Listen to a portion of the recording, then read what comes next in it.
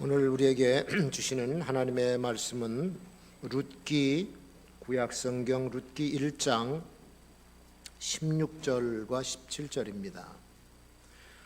룻이 가로되 나로 어머니를 떠나며 어머니를 따르지 말고 돌아가라 강권하지 마옵소서.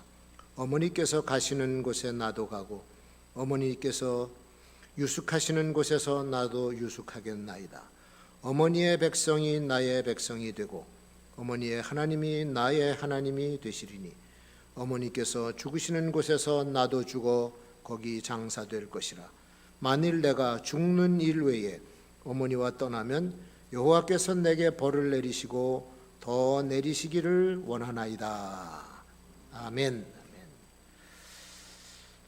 오늘 이 나오미와 룻의 그 관계를 통해서 우리는 여러 가지 진리를 발견할 수 있지만 오늘 만남에 대해서 좀 말씀을 드리려고 해요.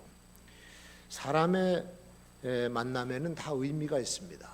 남녀가 만나서 부부가 되고 또 부부 사이에서 자녀가 태어나면 부모 자식 간의 만남이 되고 그리고 형제들의 또 만남이 있고 그 만남에 따른 또 결과가 맺힙니다. 만남으로 인해서 축복된 일도 많이 생기지만 또 만남으로 인해서 저주스러운 일도 때때로 생겨요. 우리가 한평생 살아가면서 얼마나 많은 사람들을 만나고 삽니까? 어렸을 때부터 쭉 기억을 해보면 얼굴에 그 스쳐가는 생각에 스쳐가는 얼굴들이 많이 있을 거예요.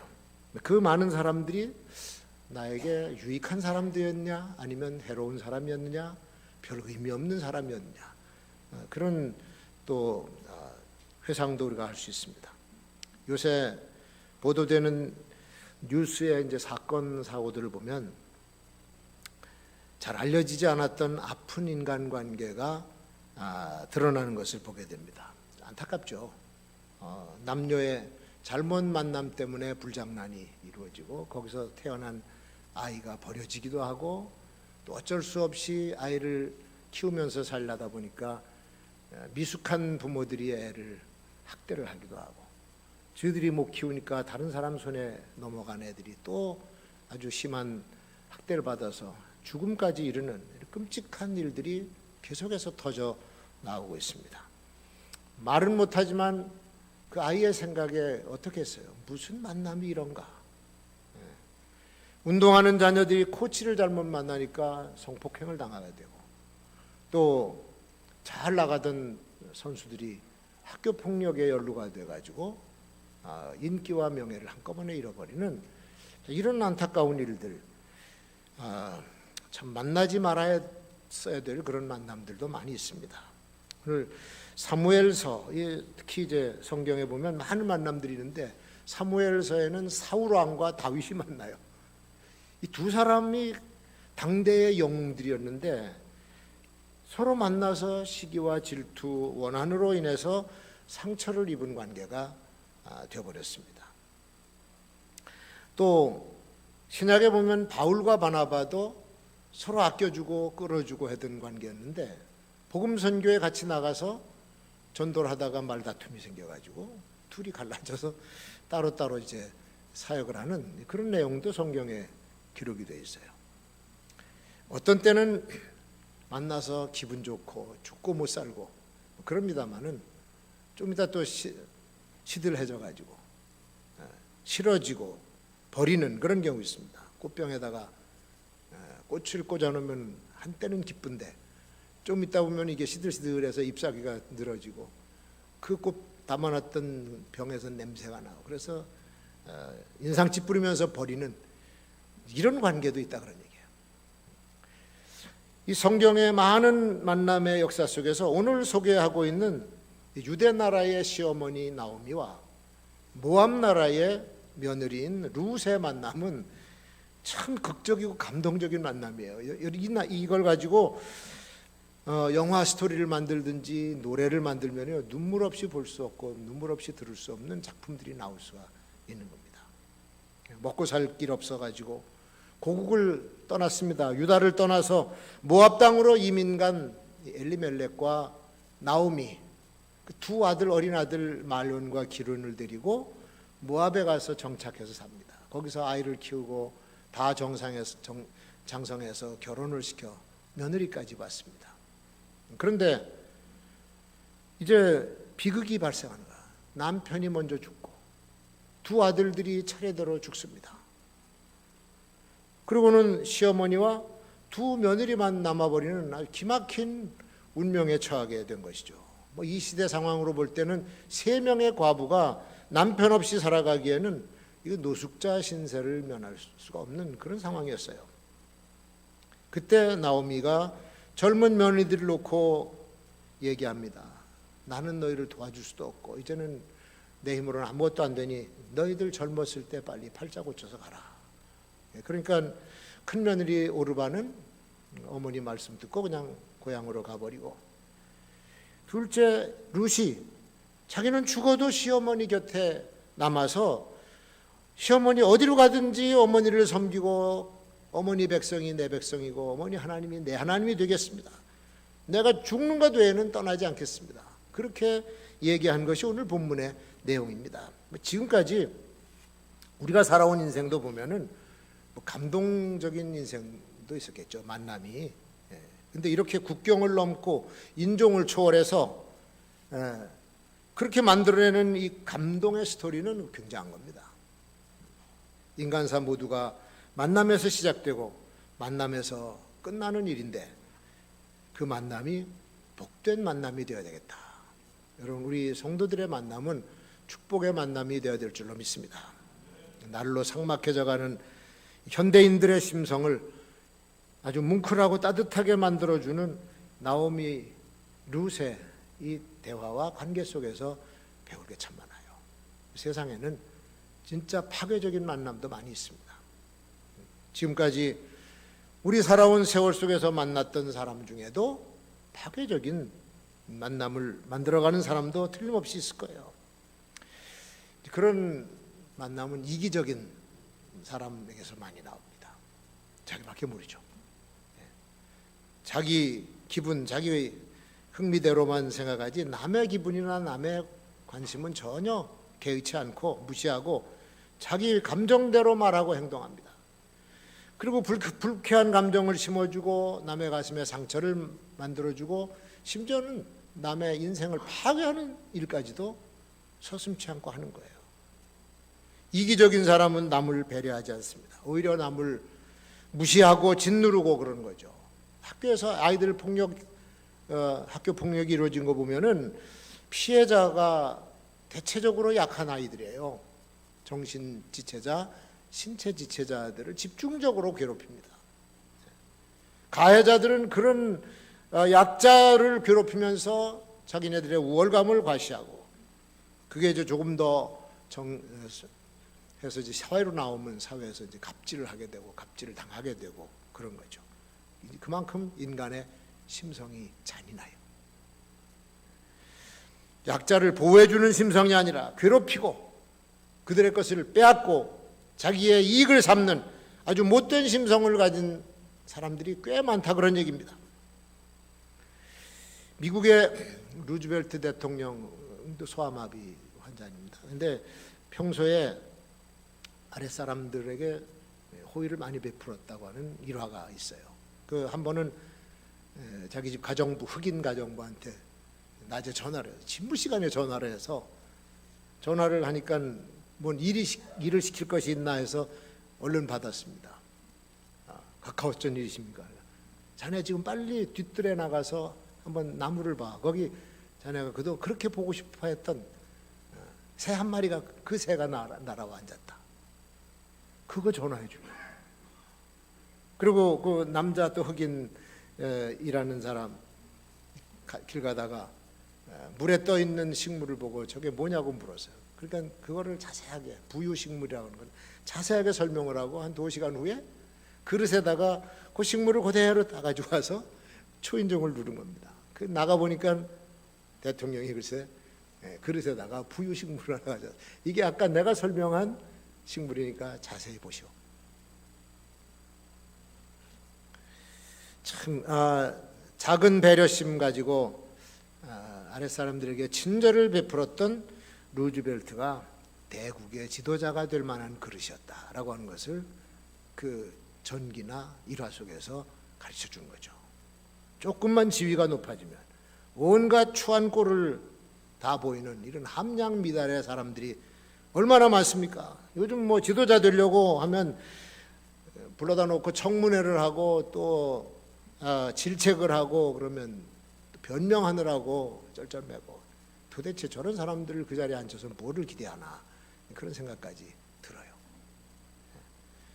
또 교만한 사람들이 파괴적인 만남을 만듭니다. 언제나 자기가 최고라고 착각하는 거예요. 착각. 생각이 아니라. 그게 교만의 특징입니다. 남을 무시하고 자기 중심적으로. 그리고 언제나 가만히 보면은 위쪽에다가는 아부를 하고 아래쪽에다가는 짓밟아요. 굽신거리고 힘없는 자들에게는 군림하려는 그런 자세로 살다 보니까 교만한 사람들은 친구가 없어. 다 떠나고 말아. 그래서 교만은 고독을 가져옵니다. 친구가 없어요. 왜 그런가? 한번 살펴보세요. 그래서 외로운 늑대가 되는 거예요. 또 욕심 많은 이 탐욕의 사람들이 파괴적인 만남을 만듭니다. 자기 욕심 충족시키기 위해서는 수단 방법을 가리질 않아요. 강압적으로 남의 것을 뺏든지 아니면 속여서 뺏든지 이 탐욕의 습성입니다. 자기 이익을 위해서는 남의 손해, 남의 아픔, 남이 망하는 거 전혀 개의치 않고 그렇게 살아갑니다. 그러다 보니까 사기꾼도 나오고 강도도 나오고 강간범도 나오는 거예요. 이기주의, 교만, 탐욕 이것은요 세트를 묶어서 같이 돌아다닙니다.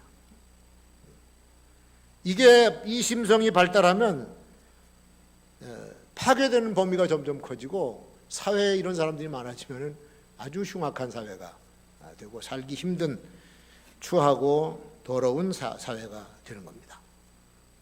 근데 우리가 오늘 여기 등장하는 룻, 이 여인의 심성 속에는 찾아볼 수가 없어. 이방 여인인 시어머니 나오미에 대해서 가난하고 멸시하지도 않았고 나오미 것을 탐내지도 않았고 내 남편 죽었으니 당신이 책임지시오 그런 말도 안 하고 파괴적인 관계를 만들어가는 심성을 가지지 않았던 아주 착한 심성의 여자였었다. 룻에게서 그런 걸 보게 됩니다. 그리고 뭐 나쁜 만남만 있는 건 아니고 조화로운 만남도 있어요. 잘 하모니가 되는 만남도 있는데 그래서 말씀을 묵상하다가 한자를 한 서너 가지 제가 생각해 봤습니다. 첫 번째 한자가 사이간자예요. 간. 사이. 사람이라고 하는 존재는 서로 관계로 연결이 되어 있어요. 인간이라고 하는 한자도 사람 사이야. 한 사람 갖고는 안 돼요. 두 사람 이상이 돼야 사람 사이가 생기거든. 관계를 말하는 거죠. 관계.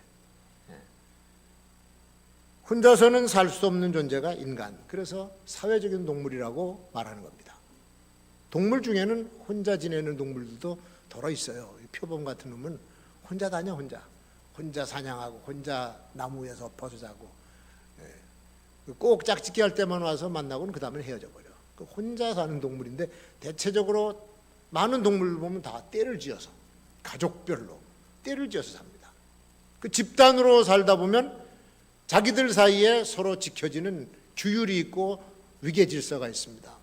그래서 보면은 원숭이들도 킹이 있어. 왕이 있고 왕비가 있고 경호실장이 있고 부하들이 있어. 설명을 하고 딱 들어보니까 진짜야. 경호실장이 나타나면 다른 놈도 꼼짝을 못해요. 그런데 그 때에서 무리해서 조금만 이탈을 하면 그때는 위험합니다.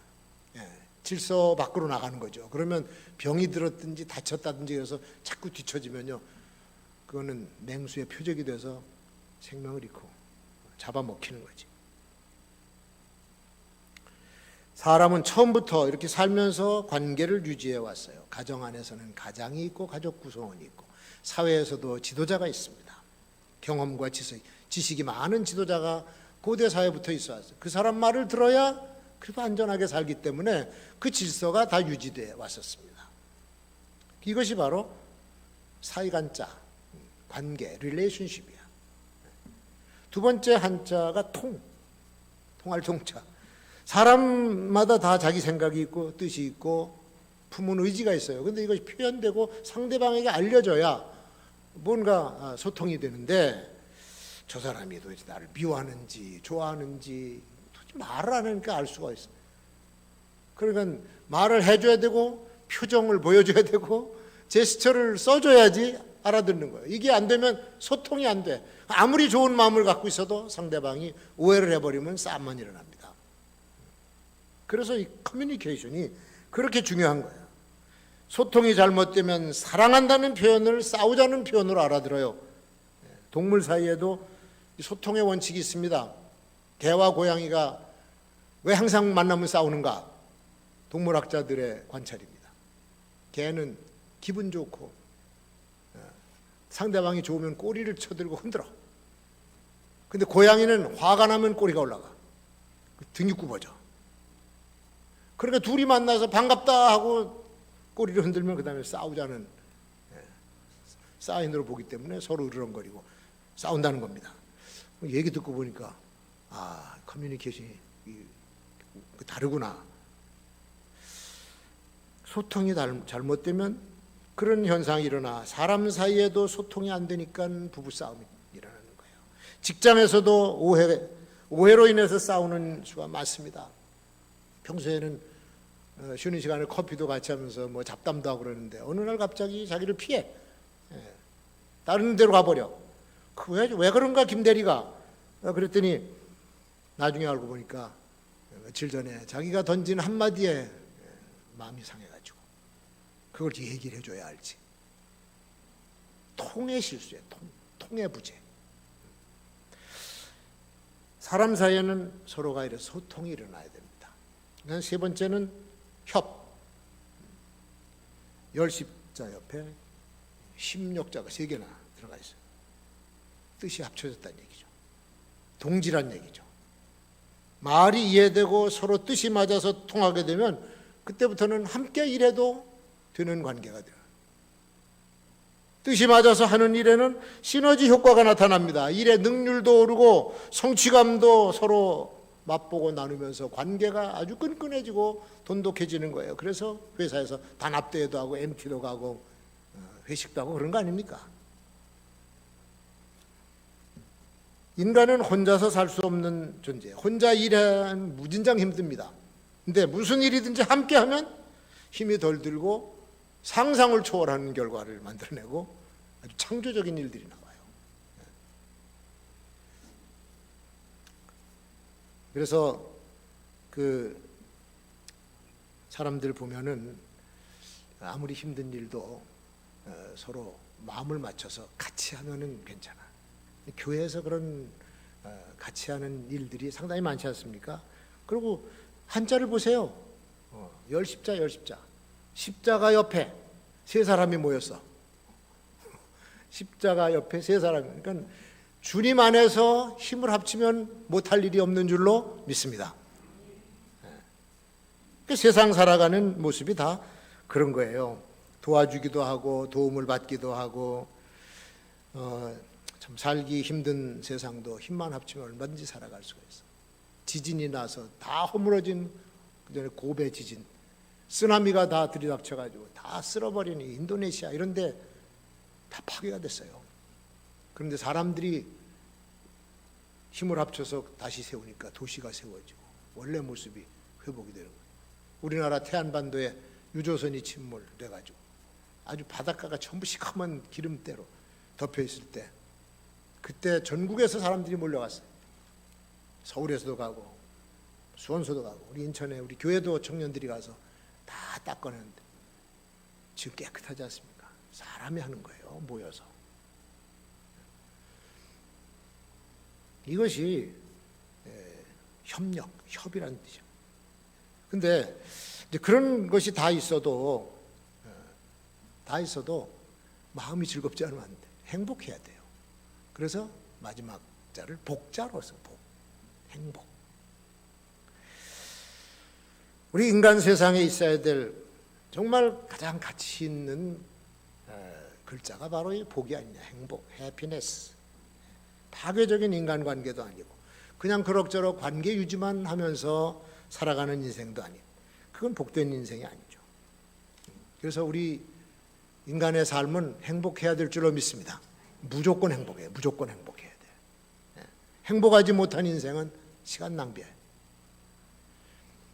에피큘로스 학파가 주장하는 인생이 살면 얼마나 사느냐. 사는 동안에 즐겁고 유쾌하고 엔조이하고 행복하게 살자. 그들의 주장입니다. 꼭 학자들의 주장이 아니라 그래도 우리의 인생은 즐거워야죠. 즐거워야 행복한 거야. 행복한 삶을 못 살았다. 그 긴 인생을 그렇게 살았다. 아무런 의미가 없어요. 왜 살았나 도대체. 다 자기 나름대로 행복을 추구하면서 자기 인생을 행복하게 살려고 애를 써요.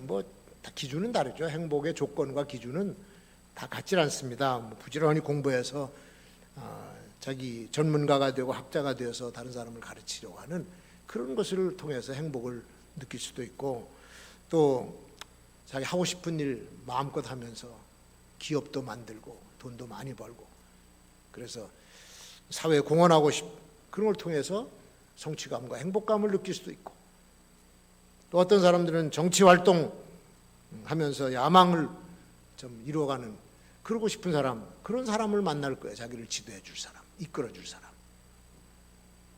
어떤 사람들은 나는 명예도 돈도 싫으니까 창작활동, 예술활동을 통해서 내 인생의 행복을 찾아보겠다.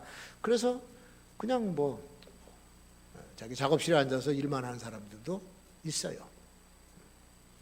나름대로 다 기준은 다릅니다만은 자기가 기대했던 대로 어느 정도 달성되면 만족한 인생이다라고 얘기하겠죠. 젊을 때 행복한 가정 만들기 위해서 좋은 배우자 찾아 나서는 눈에다 불을 켜고 다녀. 그런 이제 좋은 사람 만나서 자녀도 잘 되고 평탄한 가정을 잘 이루었다. 그만큼 했으면 행복한 삶을 살았겠지. 그렇게 스스로 판단을 할 수가 있을 거예요. 근데 오늘 여기 소개된 룻을 한번 다시 보세요. 이 여자의 일생을 우리 기준으로 보통 사람들의 기준으로 볼 때 성공했을까? 행복한 삶이었을까? 우리 인간의 기준으로 보면 성공한 인생도 아니고 행복한 조건도 아니에요. 남편이 일찍 죽어서 청산과부 됐습니다. 재산 1푼도 없는 시어머니 한 분 남았어. 살림살이가 오죽했을까? 쫄딱 망한 거지 신세가 돼가지고 자기 시어머니를 따라서 시어머니 고향 베들레헴으로 돌아오는데 와보니까 집이 있습니까? 밭이 있습니까? 남의 밭에 가서 굶어 죽지 않으려고 들판에 나가서 남의 밭에서 이삭을 주어가지고 그것을 음식을 만들어서 시어머니 공양하고 자기도 먹고 이게 무슨 복된 인생이었나? 아무리 봐도 복된 인생은 아니야. 아직도 젊기 때문에 시모를 떠나서 고향으로 돌아가면 재혼할 남자를 얼마든지 만날 수 있어. 이보다는 나은 삶을 살 수 있지 않겠는가. 그런데 룻은 나오미를 안 떠나요. 안 떠나요. 우리가 생각하는 행복, 남편이 있어야만 행복하다? 아니었었어. 물질이 풍족해야 행복하다? 아니었었어. 좋은 직장 행복하다? 아니었었어. 내가 전공으로 인정된 자격증이 있는가? 그래 행복하다? 그것도 아니었었어. 룻의 행복은 전혀 다른 곳이에요. 우리는 그걸 가리켜서 헌신의 행복이고 희생의 행복이고 봉사의 행복이고 나눔의 행복입니다. 가장 중요한 행복, 여호와 하나님만을 의지하겠다고 하는 룻의 신앙적인 행복이에요. 16절 끝부분에 보면 그 고백 속에서 어머니의 하나님이 나의 하나님이 되고 어머니 죽으시는 곳에서 나도 죽어 거기 장사될 겁니다. 그러니까 가라고 하지 마세요. 죽어도 어머니를 섬기겠다. 룻의 행복의 기준은 뭐냐? 하나님을 따르는 것의 기준을 뒀고 하나님을 신실하게 섬겼던 시어머니를 섬기겠다라고 하는데 그의 행복의 기준을 둔 거예요. 그래서 룻과 나오미의 만남은 아마 이 세상에서 가장 아름다운 만남이라 해도 과언이 아닐 겁니다. 만남의 조건을 물질에다 두는 사람도 있고, 그 만남의 조건을 자기 사업을 도와줄 사람에게 두는 사람도 있고, 출세하는 데 도움되는 사람 만나는데 둘 수도 있습니다만은 룻과 나오미의 만남은 그런 조건이 하나도 없었어요. 신앙적으로 하나님 섬기는 신실한 어머니 나오미, 그 하나님을 나도 섬기겠다고 하는 신앙적인 기준을 가지고 만남을 만들어가는 이 두 사람의 만남, 특별히 룻의 심성을 하나님께서는 크게 축복하신 줄로 믿습니다. 비록 그 집골로 귀향한 나오미를 따라와서 지극정성으로 섬기는 룻의 모습을 보고 하나님이 감동했고, 베들레헴 사람들을 감동시켰고, 결국은 룻은 보아스라고 하는 그 지역의 부호를 만나 결혼하게 되고 지역민들의 칭찬과 존경을 받는 대상이 되었어요. 그리고 모압 여자, 이방 여자가 신앙의 가문, 여호와 신앙의 가문에서 그 후손을 이어주는 사람이 됐다는 얘기야. 그것도 머지않아 태어날 통일왕국의 제왕인 다윗의 증조모가 됐어요. 엄청난 축복이죠. 왕가의 혈통을 이어주는 축복을 받은 거예요. 세상에 수많은 만남들이 있지만 우리들의 만남이 우연이 아니고 하나님의 섭리라고 하는 사실을 잊어서는 안 됩니다. 그 만남을 경솔히 생각해서 관계를 깨트리고 망가뜨리는 어리석은 자가 되지 말고 이 만남을 조화롭게 유지하면서 서로가 유익을 얻는 만남, 그리고 룻과 나오미의 만남처럼 하나님을 섬기면서 그분의 창대한 축복을 받는 우리들의 만남이 되어야 될 줄로 믿습니다.